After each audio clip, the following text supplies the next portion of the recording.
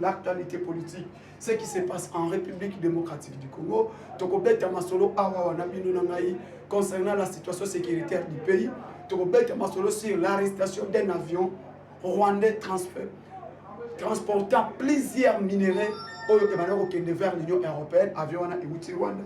Cet avion est arrêté, Tokobeta Masolo Nango Awa, Tokobeta Masolo sur qu'est-ce qui se passe à l'est de notre pays?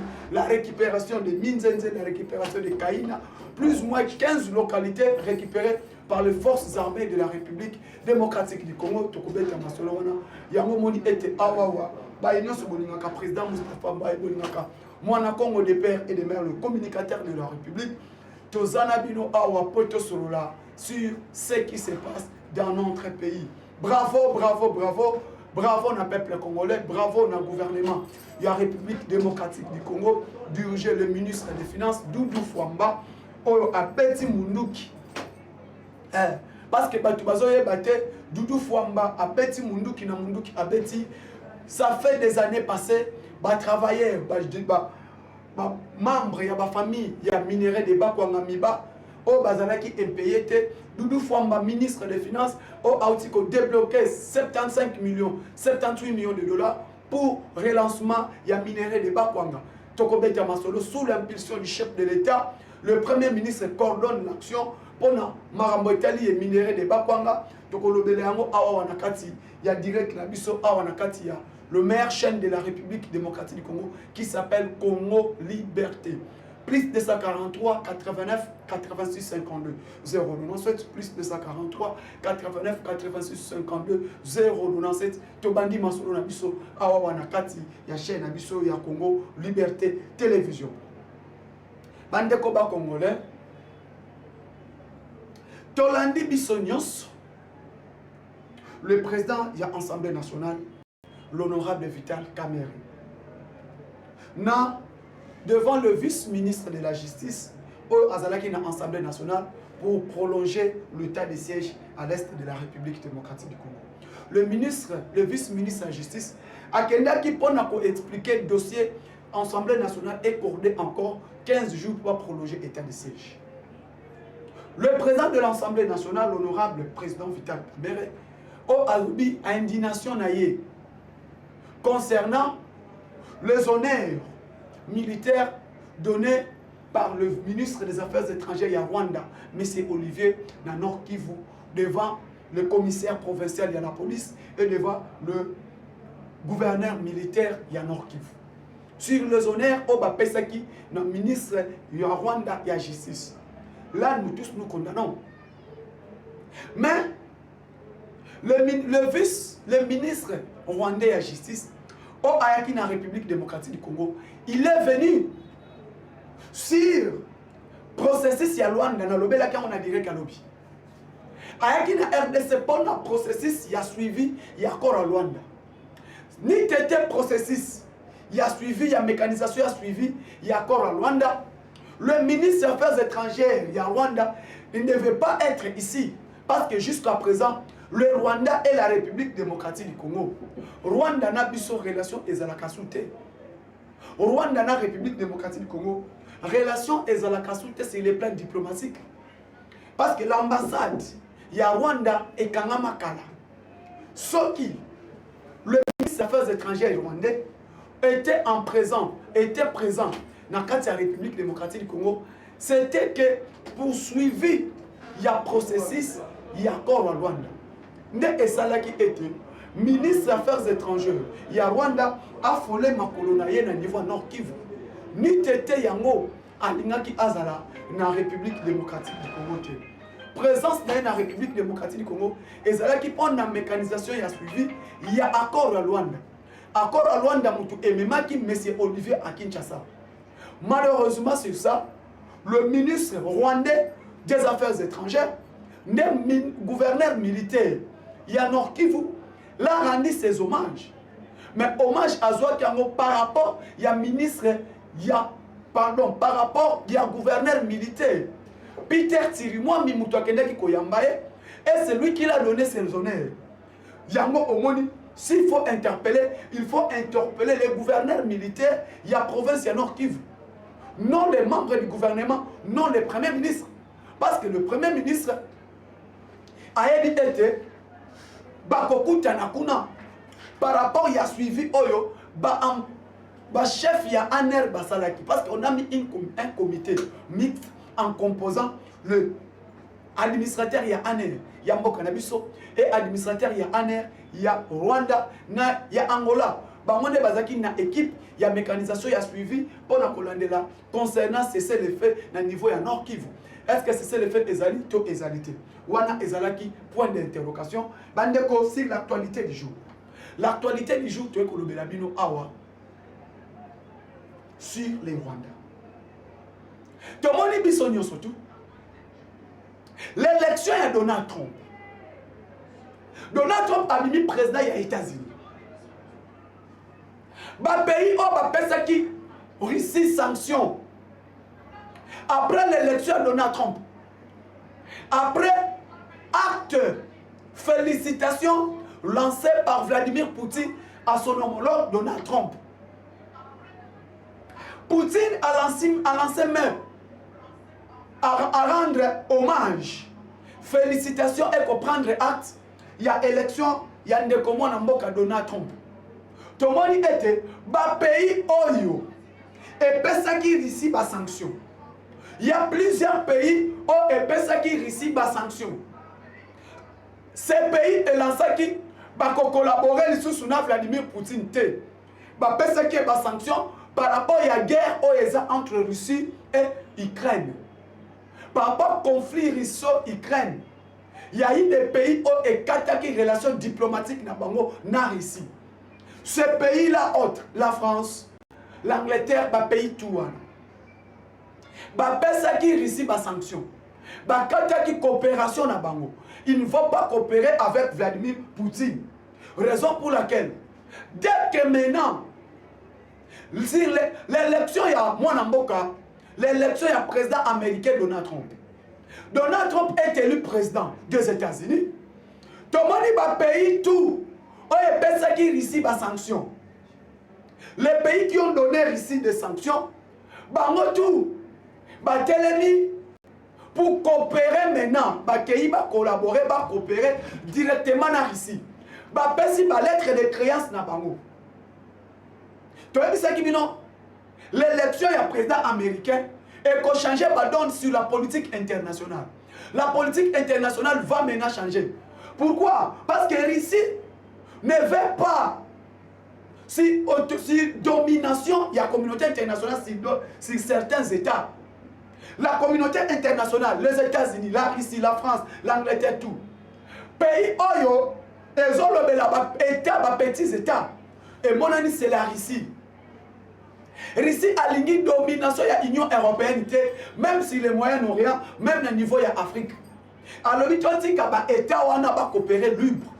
Il faut dire que l'État va avancer dans le monde. Comme l'OTAN, bon, il y a des pays qui ont compris l'Organisation des traités atlantiques.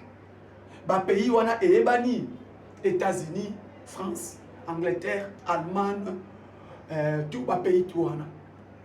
Mon objectif de dominer le monde, imposer politique.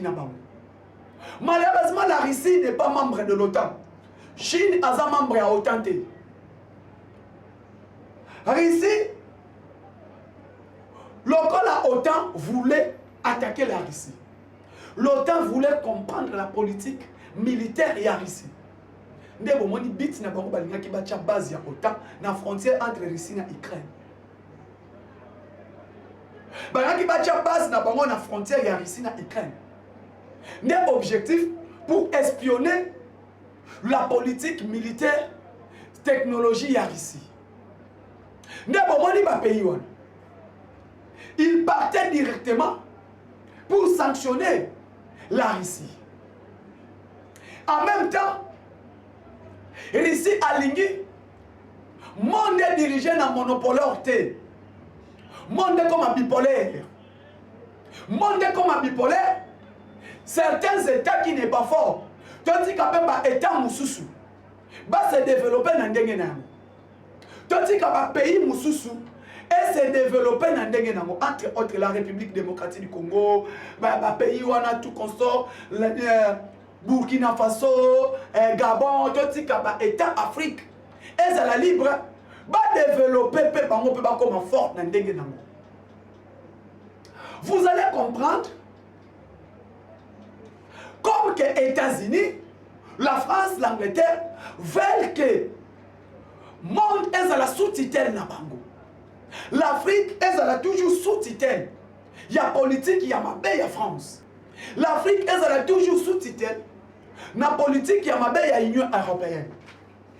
L'Afrique est à la toujours sous-tutelle. Na mauvais politique, il y a autant.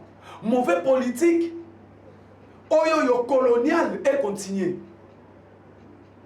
Maintenant, les États aussi africains, Tolobi, non, jamais nous serons toujours colonisés, nous serons toujours sous-tutelle de vous, le pays qui se sent plus fort. Jamais et là qu'on a politique qui continue. Prenons le cas de mon pays qui est la RDC. La République démocratique du Congo, c'est un pays scandale géologique. Sur le plan minéral stratégique, c'est le Congo qui a les minéraux naturels. Minéraux autosanango, comment tu poses la canne n'engé tosa les loter? Comment normalement faut être déjà pays au ematakala, pays au est déjà développé. Tosa la ramo qu'on a ba Afrique ici, ramo qu'on a ba Nigeria, ramo qu'on a Maroc, même la Belgique. Fallait tosa la ramo qu'on a ba Canada, parce que dès qu'on a eu avant l'indépendance en 1959. 1960, le Congo, tout ça qui rampe qu'on a Japon, même dans le Canada. La République démocratique du Congo était même comptée sur le tas industrialisé du monde. Mais, mauvais politique, il y a l'Union européenne, mauvais politique, il y a un pays fort, le Congo va quitter ça. L'élo, l'Amérique, l'Union européenne, on est à la base, il y a guerre, il y a un cannabis. Guerre à l'Est, c'était le plan bien préparé des États-Unis d'Amérique, le plan bien préparé de l'Union européenne. Et ça, à la base, il y a insécurité dans l'Est, il y a un cannabis. Vous allez comprendre. Qu'est-ce que Thomas Pierrero est allé faire en Ouganda? Pourquoi présence il y a Thomas Pierrero en Ouganda? Émission est bandit. Thomas Pierrero, c'est l'envoyé spécial des États-Unis dans la région Grand Lac. Alors qu'il portait des messages. Président Félix Tshisekedi à Ouganda, Thomas Pierrero à Ouganda, à Kendaki na mission. Parce que l'objectif était de battre l'avion et chef de l'État. L'objectif était de battre l'avion de Tshisekedi tant qu'il y a Kisangani. C'est ça leur plan. Et M. Thomas Pierrero a se retrouvé dans Ouganda ndengeni. Et président Tshisekedi na Ouganda na Kampala a kendaki sur l'invitation de Museveni. C'est l'invitation du président ougandais Yoweri Kaguta Museveni. À Kenya Ouganda. Ils ont parlé sur la situation sécuritaire. Il y a les deux pays d'abord. Pendant 3 heures de temps de discussion entre le président Félix et son homologue ougandais, tête à tête, c'est Bango Nibal. Ils ont eu plusieurs heures. bazolobela kaka si ce qui concerne la sécurité.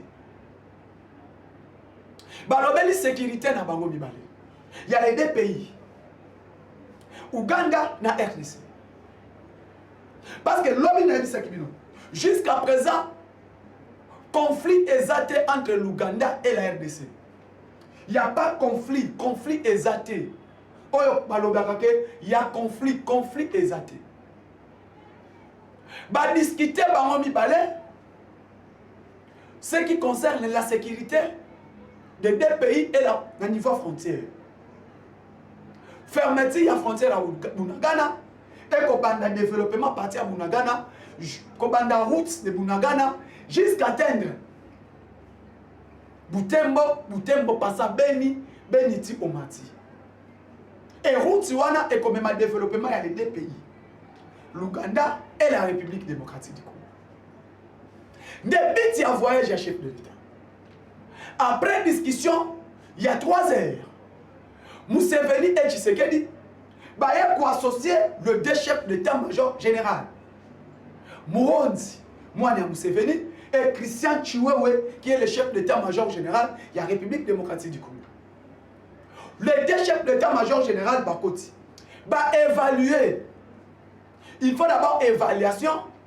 Il y a opération conjointe entre UPDF et les forces armées de la République démocratique du Congo. Évaluer la situation sécuritaire entre UPDF et les FARDC. Parce que nous avons une opération conjointe entre l'armée de la République démocratique du Congo et l'armée ougandaise. Pour contraquer ADF Nalu dans la province de Ituri et territoire de Beni en Nord Kivu. Après cette évaluation, parler si l'infiltration de certains militaires, de certains Ougandais au Batangi, bazana soutenir les M23. L'enfant de Museveni, Muhonzi, a l'objet clair. L'Ouganda ne va pas collaborer avec les Rwandais, avec les RDF. Parce que Kagame c'est un sorcier. Kagame c'est un sanguinaire. Kagame azamutu alingi kimiante. Kagame azamutu oyo azomema insécurité na kati ya région Grand Lac. Kagame azamutu oyo azoko lukate Grand Lac et Mata. Na yango na bisibino le président Tshisekedi c'est un meilleur joueur, c'est un meilleur. Ayeba kita oyo qu'il y aura problème qui va arriver entre l'Ouganda et le Rwanda. Raison nini essaye Museveni a lâché Kagame. Raison nini etini et Museveni aya koluka Tshisekedi. Raison ngo ezanini. Parce que Museveni c'est lui le fabricant de Paul Kagame. Et Paul Kagame comme Aza toujours un plan machiavélique pour déstabiliser sous-région et à Grand Lac. Kagame préparait tout pour renverser Yoweri Kaguta Museveni au pouvoir. Kagame Aza Luka, tête à Tshisekedi, tête à Museveni et tête à Yandashimi. Et Nanyoso Oyo, le président Tshisekedi a yebaki que ça va barder entre Museveni et Kagame. A yebaki que bangomi balé wana et ko marcheté. Parce que Kagame veut dominer. Museveni aussi voulait dominer. Bon, il y a plusieurs fois chef de l'État à Salagi na Rwanda. Kokuta nana Kagame pendant que l'obéla est en concernant plan or Kagame azana ngona kati RDC. Ba voyage au Mokonzamboka azalaka na Uganda. O azalaka na Rwanda. Komona ba kutana tina frontière à Kasindi. Entre le président Tshisekedi et Kagame. Et le président Tshisekedi abana ko c'est toujours Kagame. S'il la paix. Parce que Rwanda ba installaka ba usine ya raffinerie ya minerai. Ba bana ko ba chaka ba usine na bango pour ko raffiner ba minerai ya RDC. Et minerai on a Kagame prenait ça sur le père Koyiba. Abana kozwa minerai na biso na kimoyibi. Biti na yango. Le président Tshisekedi alobaki eloko officiel. amonaki Kagame asalaki comité na ye Fortina Biselele ba Tete Kabwe bakendaka na Rwanda ba kutana na Paul Kagame qui est le président rwandais ba pesa Paul Kagame message à chef de l'État concernant que non collaboration ezala entre biso mibale comme que ozana carnet d'adresse na ba pays où esombaka minerai à RDC.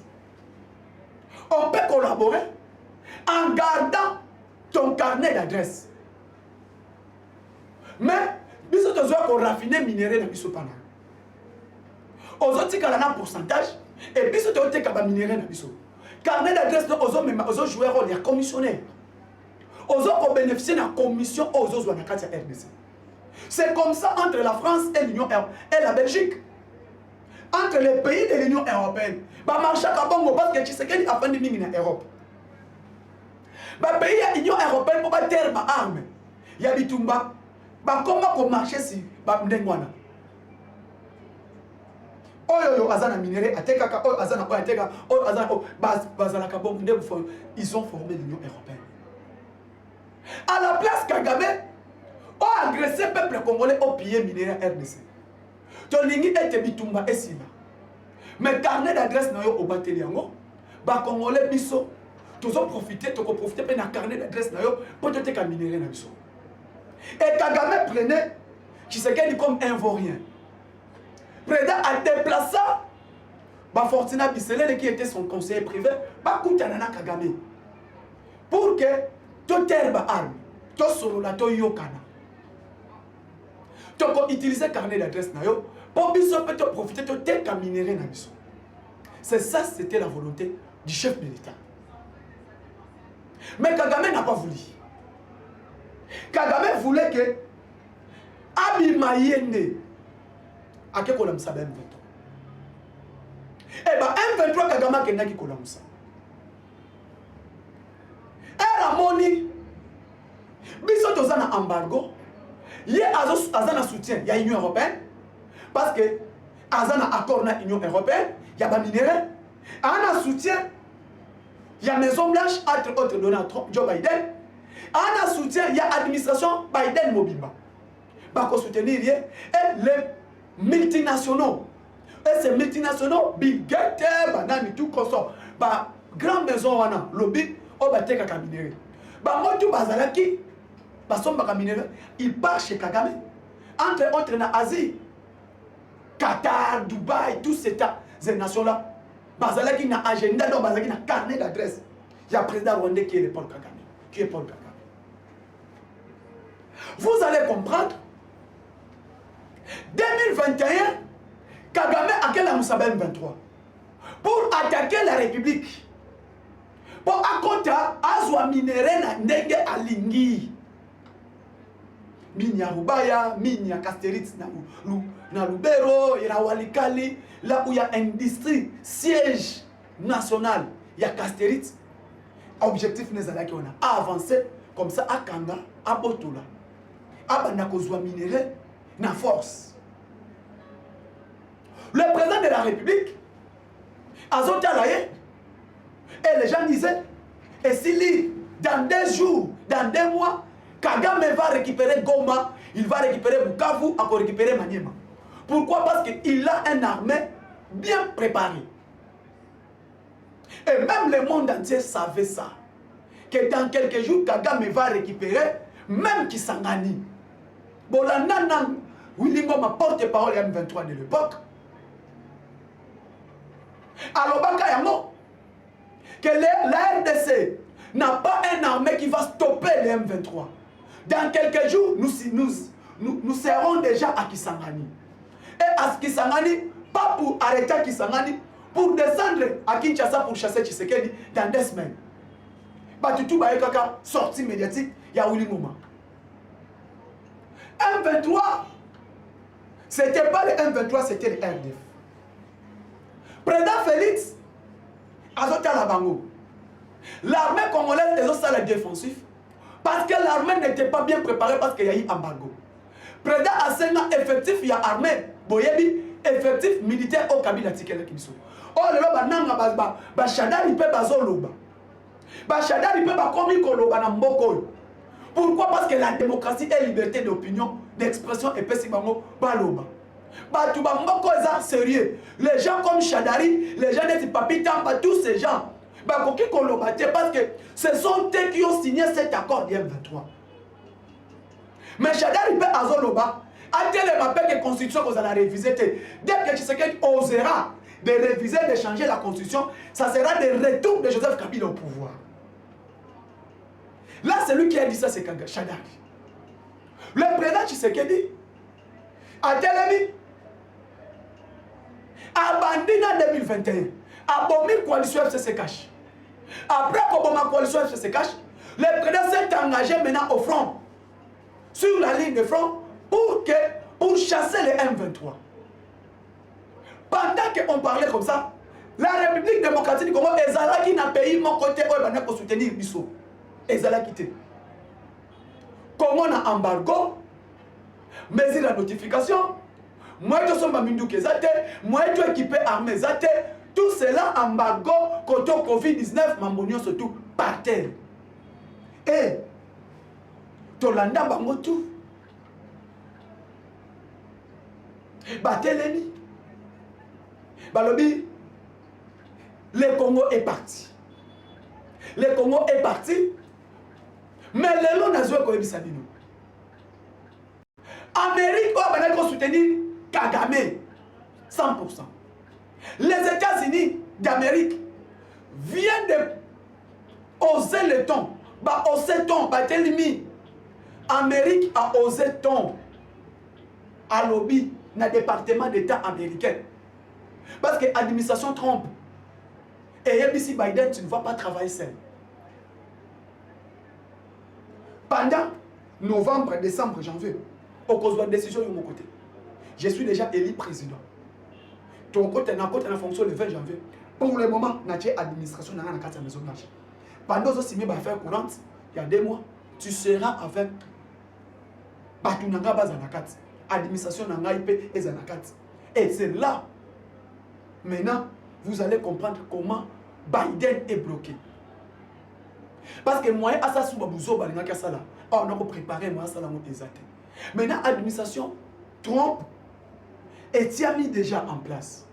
C'est grâce à ça, comme Kagame Azalaki n'a soutien ma casse aux États-Unis. Kagame comptait beaucoup sur l'administration Biden et le département d'État et congressiste américain. Bazalaki n'a poche à Paul Kagame. Parce que les démocrates entiers, les démocrates, Bamonde Bana pour soutenir Paul Kagame. Paul Kagame Azalaki n'a appuyé à ma casse à démocrate. Paul Kagame comptait beaucoup sur les démocrates américains. Paul Kagame n'a Donald Trump et Simbakate. Donald Trump a dit qu'à la copie sa Paul Kagame motete. Et les lots, Tolandi Bisoto na Tongo, département d'État aux États-Unis. Le département d'État américain, Balobi Boy. Kagame a retiré ma troupe na RDC sans condition. Administration Trump, après qu'on compte attaque dans la Maison Blanche, le département d'État américain, dirigé par le secrétaire d'État américain. Parce que le secrétaire d'État américain, c'est lui qui engage la politique à l'Amérique. Il y a des bâtons Tony Blinken. Anthony Blinken a dit qu'à la Kolobate. Depuis que, si l'élection s'est émise, si tu es le président Félix Azoua a participé à féliciter à l'élection de Donald Trump. Lobby, Tolandi dans le département d'État américain, et Yebisi Paul Kagame, retrait total, sans condition. Yebisi Kagame a retiré la troupe dans la République démocratique du Congo. Les troupes rwandaises doivent être retirées en République démocratique du Congo. Et maintenant, les troupes rwandaises, quelles troupes? Parce que dans la minute, le M23, retrait total, il y avait M23. Aujourd'hui, on se réveille, on ne parle pas de retrait avec M23, mais on parle à Kagame de retirer ses troupes en République démocratique du Congo. Raison pour laquelle je le dis. Pourquoi? Parce que Batangi na Combo, États-Unis a émis Kagame. Bayebisi Kagame a retiré ma troupe. A dit qu'il a agressé la République démocratique du Congo. Quand on a minute un avion rwandais plein cargo n'a pas minéré. Bakanya on a Égypte. Un avion rwandais et outi na Rwanda plein na minéré. Et minéré wana ezokende wapi na Europe. Et avion wana bakanya on a Égypte par Abdel Fattah Sisi. Avion wana etonda na ba minéré. Avion wana bakanya on a Égypte. Et ces minéraux viennent d'où? Minéraux on a outi wapi? C'est le minerai de la République démocratique du Congo. Minerai oyo Rwanda aïe bakana RDC pour ekende Europe ekende na ba pays occidental. Les États-Unis, l'Angleterre, l'Allemagne, c'est ces minéraux qui partent là-bas. Et maintenant, comme que le département d'État américain est rappelé Paul Kagame, et Yebisi Paul Kagame a retiré ma troupe naïe, ce sont les mêmes Américains qui pillent les minéraux de la République démocratique du Congo. Et maintenant, les mêmes Américains qui osent le temps à Kagame de retirer ses troupes en République démocratique du Congo. Et les lots, et c'est mon anga Ezawana. Parce que je me demandais, donc aussi les Sabitumba Oyo Ndengeni. Je me posais ces questions. Qu'est-ce que nous allons faire pour mettre fin avec la guerre à l'Est? Guerre à Est, c'est aussi Yango Ndengeni. Et position à cause de cette guerre à Est, Yango Ezwami. Comme que, Batu Banaki Kolobate, Batu Bazalaki na Sima ya Rwanda, Batu Banaki Koliana Paul Kagame, Bakomi Koloba, Bande Konanga Bakongolais, ils ont déjà première victoire. Deuxièmement, Ezani. Kagame comptait beaucoup sur l'appui de l'armée ougandaise. Kagame comptait beaucoup sur l'appui de l'Union africaine. Et l'Union africaine est salanini. L'Union africaine est trouvé compromis. Bakoutanissa Félix Tshisekedi n'a Paul Kagame. Raison pour laquelle Kagame comptait beaucoup sur ça. Parce que si les longs la République démocratique du Congo est membre permanent de l'Union africaine. La République démocratique du Congo, sur le plan diplomatique, c'est Félix Tshisekedi, notre président. Moutou a risqué ma casse. Mon président, notre président, a 8 ans à risqué. Pendant qu'on a l'Union africaine, pendant qu'on a l'Afrique entière, il y a des congrès, il y a des rencontres, tout, il y a plusieurs pays. Président Félix, quand il passe, il parle sur l'Afrique et il parle surtout le Congo et l'Afrique en particulier.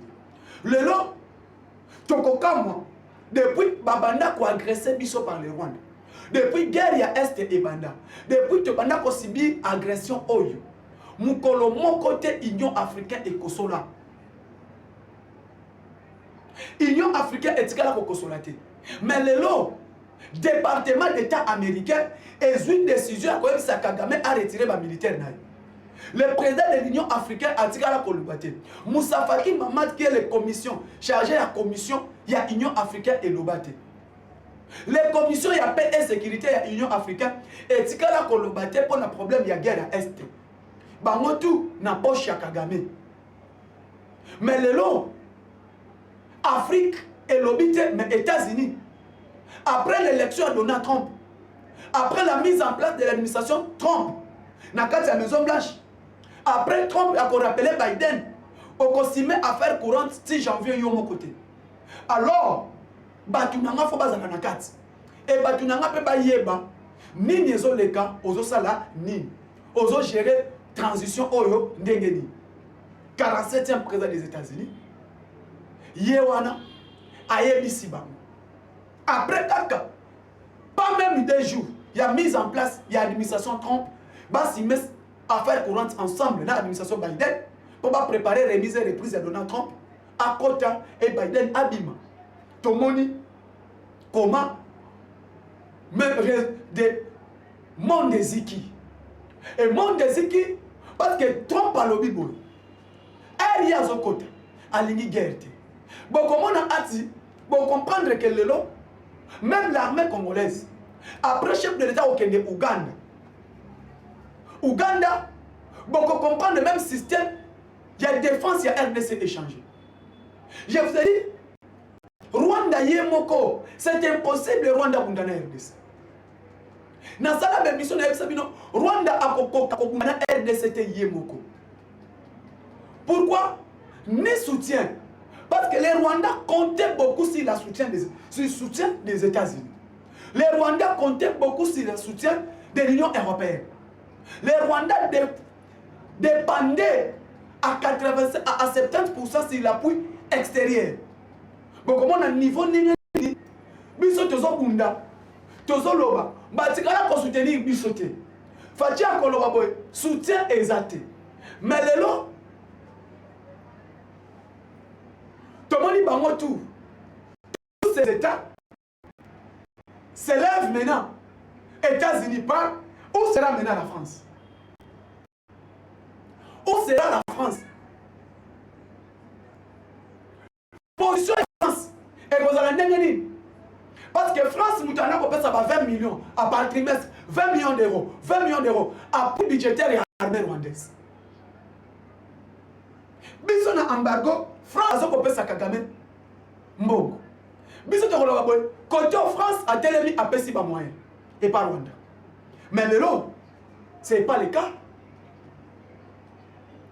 Ce n'est pas le cas. Vous allez comprendre que la République démocratique commence un état fort. Président a télé à lobby, pas question à Kosolo, dans M23. Et le long de Sabino, M23 à 50% baza affaibli. Tozo beta bango na toutes les lignes de front. L'armée de la République démocratique du Congo, ils ont travaillé dans toutes les lignes de front. Dans le territoire à Lubero. Bon, moi, je suis FRDC, pour la M23. Je suis dans Nord Kivu. Bientôt, il y aura la paix à l'Est. La détermination des commandants suprêmes. La détermination du chef de l'État. Vous allez vivre maintenant en paix. Vous allez maintenant vivre en paix. Parce que c'était la communauté internationale et les impérialistes qui nous agressaient. Et maintenant, comptez sur votre armée.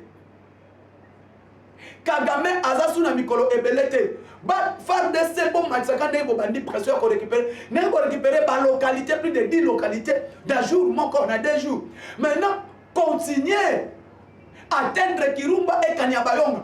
Dès que vous allez récupérer Kirumba et Komini, regardez Kirumba et Kanyabayonga. Wana sikoyo, totali siko Masisi Boye. Toko Manaruchu centre. Là maintenant nous allons regarder nos faces vers Rwindi, vers Chacha, côté Kuna tout. Parce que Batoba, plusieurs années, le peuple congolais pleure chaque jour. Nous pleurons chaque jour, tous les là. Kolela kaka, Nzambe Mbokoyo. Nzambe Mbokoyo. Lelo, Nzamba Bikamwa. Kagame aussi va fuir. C'est fini pour lui. Tempête noire, les fumées noires. N'importe à Kigali. Départ à Kagame. Qui vient à Bisso, c'est départ à Kagame. Même si Ndengeni, la République démocratique du Congo, le peuple congolais, Kagame doit partir. Le Kolaye a créé qui guerre dans Mboka Nabiso. Le Kolaye a côté la Kibiso. Pour appuyer minéraux Nabiso. Le Kolaye a zala qui n'a soutien. Il y a la communauté internationale. Il croyait que c'est lui-même qui marche avec la communauté internationale. Oh, à Bosanaki. Il y a les fils de Sphinx. Les fils de Tien Tshisekedi est là. Avec nos forces armées. Et là, on va les passer de la Kissi Asuka. C'est la toute première fois l'avion transportait les minéraux. Et où si Rwanda ne va pas bloquer en Égypte. L'avion bien chargé de minéraux stratégiques. Bah, si un minéraux et où si Rwanda. Donc, bien, on Congolais, besoin de minéraux. Et avion qu'on les il faut quitter. Égypte a quitté si avion là par force. Et l'avion est quitté. Et quand même en Égypte. C'est quoi yo? Allez la soupe impérialiste naïe.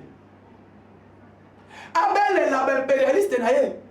Parce que lui comptait beaucoup des États-Unis.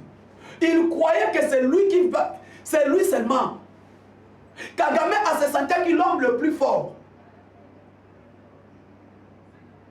Awa na kati ya mboka, bande konanga iba congolais, le conseil supérieur de la magistrature, c'est fini pour Nabango. C'est fini pour Nabango. Décision ezokweya na état général de justice. Il y a changement de la constitution. Bah, tu vas comprendre que il y a certains politiciens au bas dans l'Assemblée nationale, dans le Sénat. Ceux qui vont respirer, ceux qui vont vivre. Grâce à Félix Tshisekedi. Ceux qui vont paiement. Grâce à la politique, il y a Tshisekedi. Tshisekedi, nous avons dit qu'il va vivre, certains politiciens.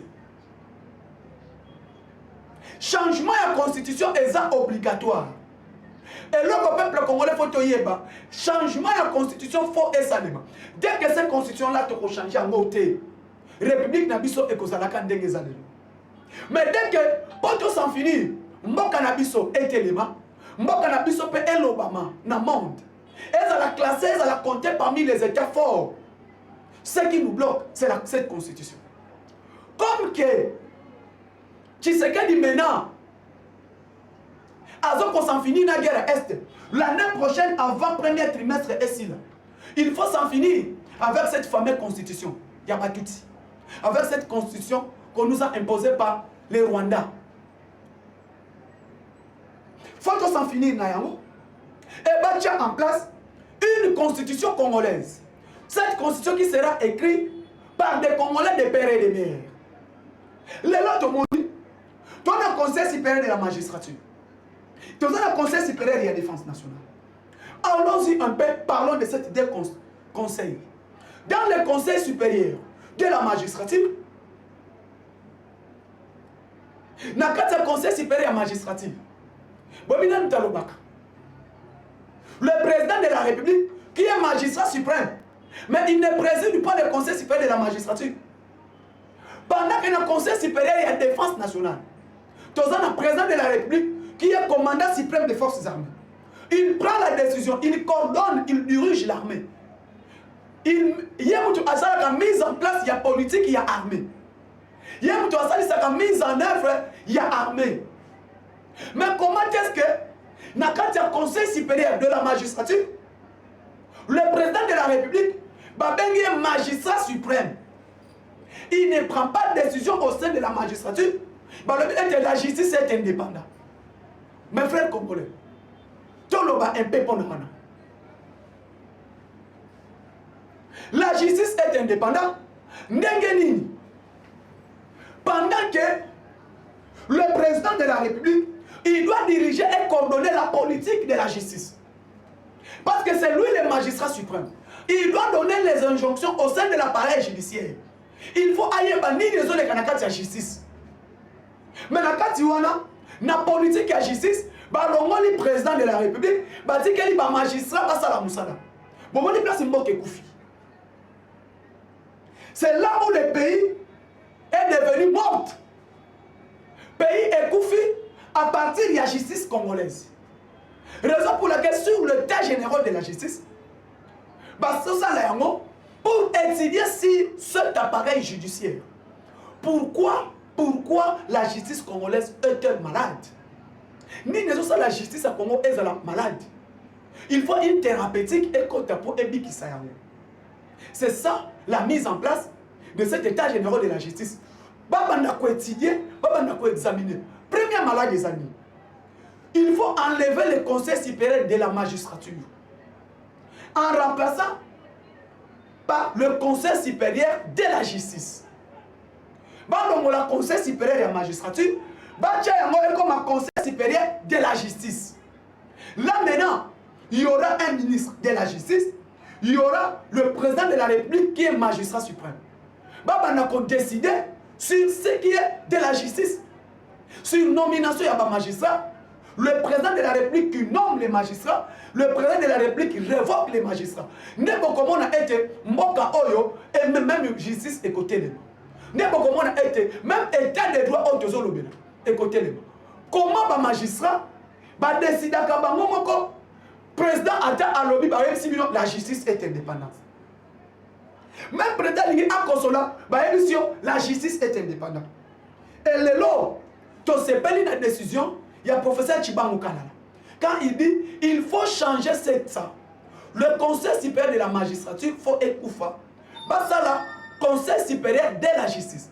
Dans le Conseil supérieur de la justice, le magistrat suprême doit être là, présent. Ils ont présidé, ils ont décidé sur le Conseil supérieur, il y a magistrature.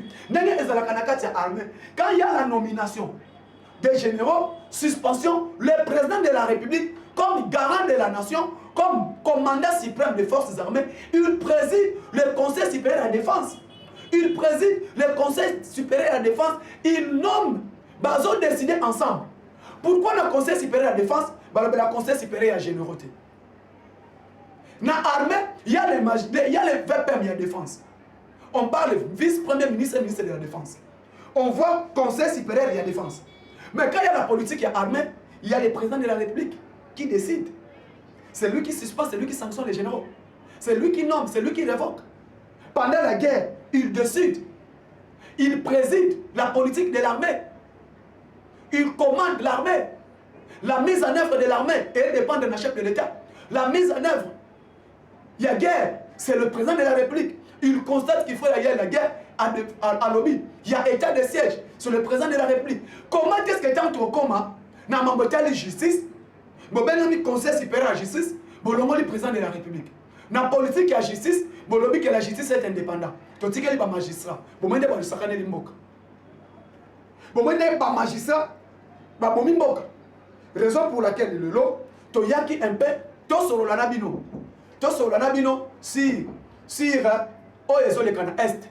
Merci beaucoup, na bakongoma ninyo surtout. Oh, bolanda qui direct oyo.